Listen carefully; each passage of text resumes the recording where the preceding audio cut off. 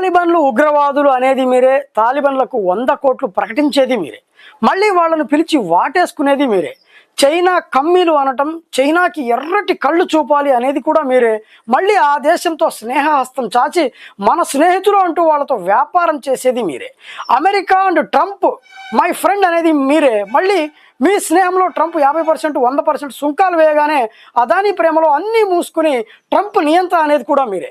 అసలేంటి ఈ 2 నాలుకల ధోరణి? తాలిబాన్లను రాక్షసులుగా చూపించినటువంటి భారతదేశపు గడ్డ మీద ఈరోజు అంతర్జాతీయ ఉగ్రవాదుల లిస్టులో ఉన్న తాలిబాన్ మంత్రి భారత్ గడ్డ మీద ఘన స్వాగతంతో అడుగుపెట్టాడు. ఆఫ్ఘన్ మంత్రి ఇండియా పర్యటనపై నెటిజన్లు వివిధ రకాలుగా స్పందిస్తున్నారు.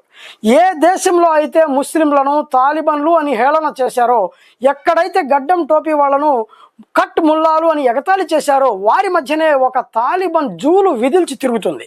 మొన్నటి వరకు తాలిబాన్లను క్రూరంగా చూపించిన ఇండియా మీడియా కొత్త అల్లుడు ఇంటికి వచ్చినట్టు మర్యాదలు చేస్తోంది, ప్రెస్ మీట్లు పెడుతోంది. ఏంటి ఈ 2 నాలుకల ధోరణి? అసలు ఈ తాలిబాన్ మంత్రి ఇండియాకి వచ్చినప్పటి దగ్గర నుంచి నెట్లో హల్చల్ చేస్తున్నటువంటి విషయం ఇదే.